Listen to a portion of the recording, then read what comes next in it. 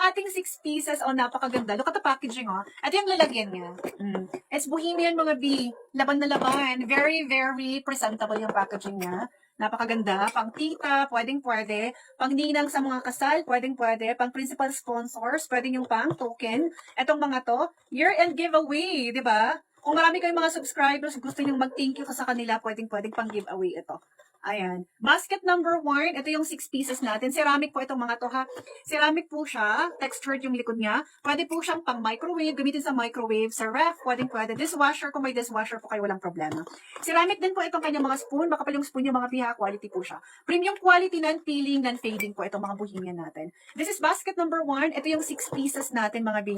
Again, napakaganda. So, yung dadalhin mo na lang doon is ito, yung sarili mo, tapos, getsong ka na lang B ng card. Birthday card, wedding card, kung ano yung pupuntahan mong okasyon.